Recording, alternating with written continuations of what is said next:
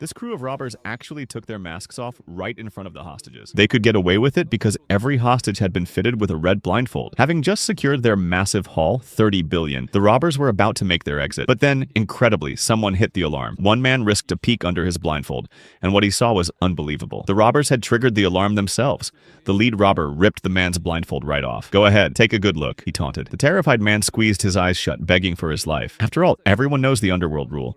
See a robber's face and you're dead. But this crew operated differently. They removed everyone's blindfold, yet made no move to harm anyone. Their leader, known only as the Professor, had given strict orders. Absolutely no casualties during this operation. Just then, the police arrived outside. The robbers fired a few symbolic shots into the air, then tossed out a smoke grenade. Getting surrounded by the police, seemingly trapped with no escape, that was actually their real plan. The government immediately dispatched their top negotiator, a sharp woman named Raquel Murillo, often called the Best, or Negotiation God informally, to talk with the Professor. Her very first question: how many helicopters do you need? A brilliant opening move. On the surface, she seemed to be helping plan their escape, but she was subtly probing for the number of robbers, knowing each helicopter only holds about 4 people. The Professor replied, "Just one will do." Hearing this, a military officer nearby got visibly excited. 1 helicopter, 4 seats, that meant only 4 robbers. A single special forces team could easily take them down, but Raquel wasn't convinced. She suspected the Professor might be feeding them disinformation. It was too late, though. The special forces team was already moving into position, stealthily approaching the back entrance of the Royal Mint. They drilled a small peephole in the door and inserted a micro camera. What they saw inside stunned everyone. Dozens, maybe scores, of heavily armed robbers,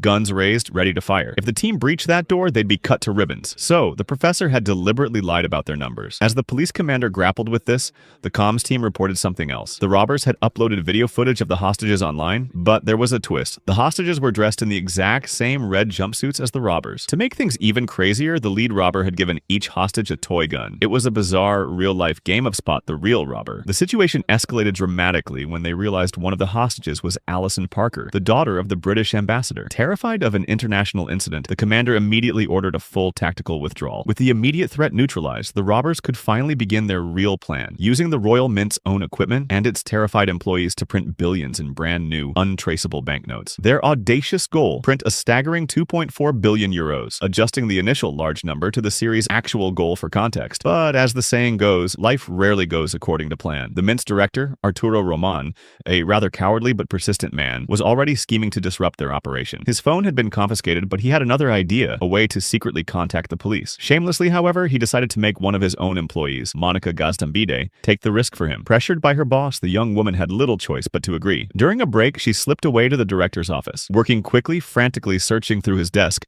she finally found it tucked away in a drawer, the lifeline Arturo had told her about, a smartwatch capable of making calls.